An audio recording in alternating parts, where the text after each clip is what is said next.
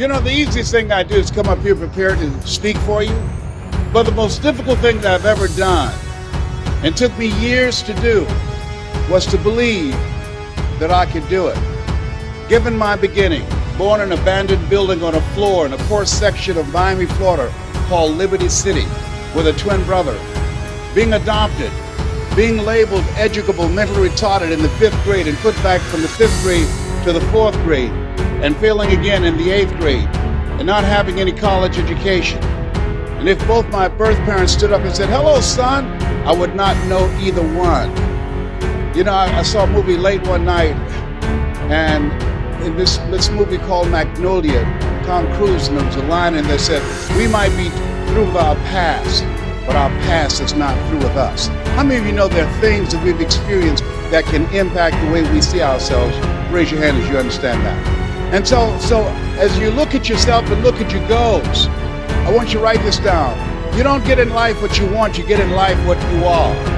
You have to create an achiever's mindset, not you have to create that yourself. My favorite book says, "Be ye not conformed to this world, be ye transformed by the renewing of your mind." And what you're doing right now is an indication of what's most important as you begin to invest in yourself, setting aside a time to be here. This is the era what the late Peter Drucker calls the era of the 3 C's: accelerated change, overwhelming complexity, and tremendous competition. So as you look at yourself and look at your goals, setting aside time every day to work on your mindset, to expand your vision of what's possible for you. I found that most people fail in life not because they aim too high and miss. I found that most people fail in life because they do what I did for most of my life, aim too low and hit. And many never aim at all. And so it's very important that you look at the people that's in your circle and begin to understand, are you growing mentally and emotionally and spiritually and professionally? Are they an asset to you or a liability to you? You have to be willing to experiment with life. I've done a variety of things and I had absolutely no idea I have the ability to do those things. Here's what I can say about you, and I don't even know you.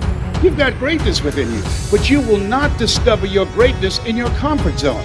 You've got to be willing to get outside of your comfort zone, because in order to do something you've never done, you've got to become someone you've never been.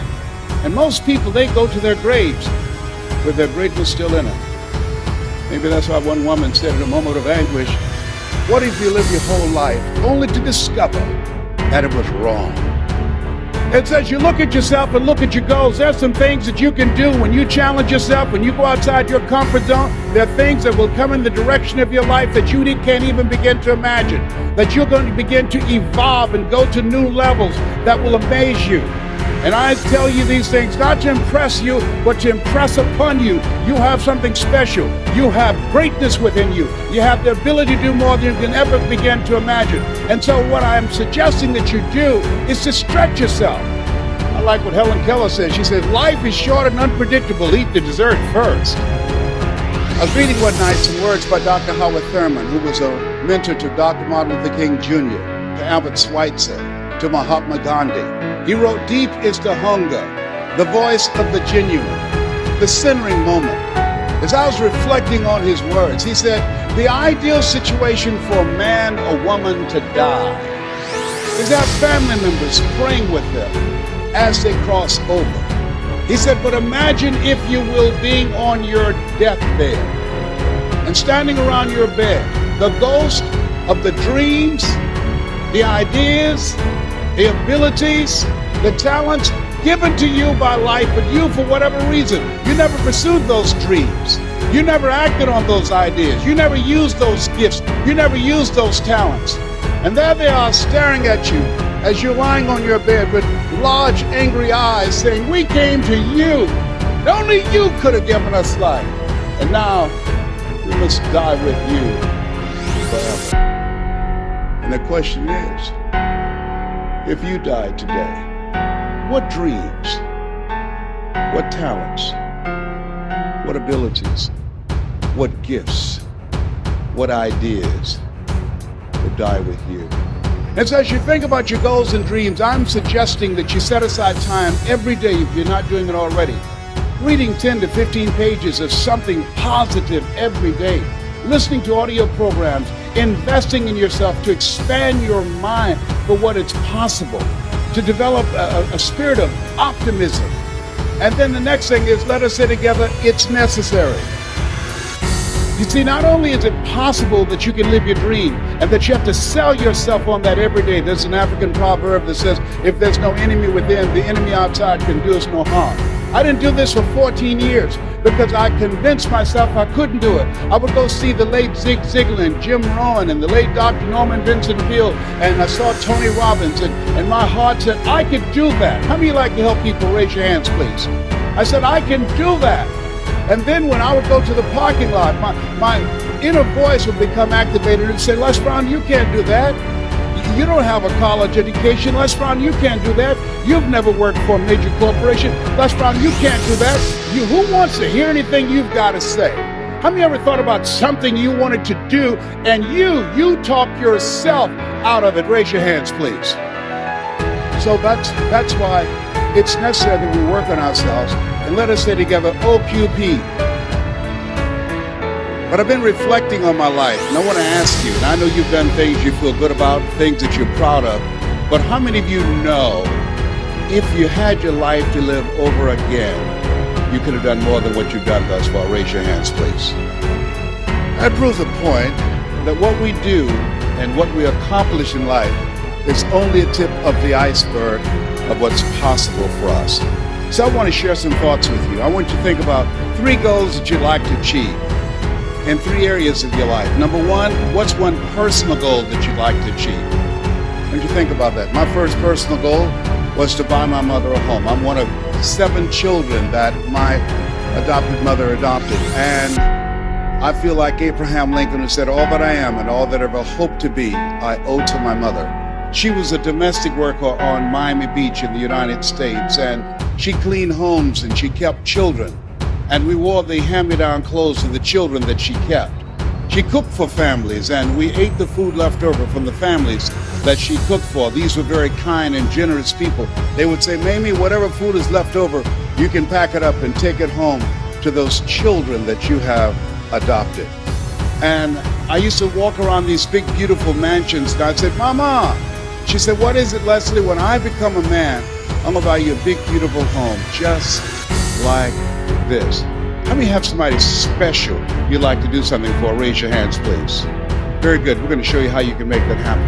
Now I want you to think about your financial goals, growing your business, advancing your career, taking your life to the next level. I want you to think about the goals that you've set for yourself, why you've invested in yourself and being here.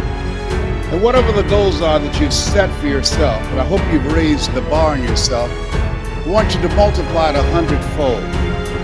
That you constantly look for ways as an entrepreneur, how can you begin to set yourself apart from the competition? What is it that you can do that can make you stand out? What are the market takeaways that you can do? One of the things that I learned as a speaker, as a trainer, as an entrepreneur, and a small business operator is that you've got to find something that you love and that you master that. And then I met someone who changed my life. See, what we do and what we accomplish in life is a result of the story we believe about ourselves. And I met this friend, I was a disc jockey at the time, and he said, Les Brown, you're more than a disc jockey. Les Brown, you're more than a paycheck. Les Brown, you can do more. How many of you had somebody see something in you didn't see in yourself? Raise your hands, please. And I couldn't see it at the time. But he continued to talk to me. Faith comes by hearing and hearing and hearing. And eventually I became an entrepreneur. I began to book concerts, and not just doing a radio show, but I invited entertainers to come to town. And these little guys came in 1973. There I am standing in the back. That's Michael Jackson there at 10 years of age in 1973. I didn't know who they were going to become. They didn't know who I was going to become. The hand that you shook in the audience, you have no idea whose hand you just shook. You don't know who they are. Eye has not seen, ear has not heard, nor has entered the heart of mankind what God has in store for that person whose hand you just shook. That person, they have greatness within them. and you have greatness within you. And to prove it, you were chosen 1 out of 400 million sperm. They did an interview with Warren Buffett, one of the richest men on the planet, as you're aware, and asked him, so what's the most important investment people can make today? And this was in the middle of the recession in the United States. Here's a guy that has billions of dollars in real estate, billions of dollars in the stock market, and he said the most important investment you can make is in yourself.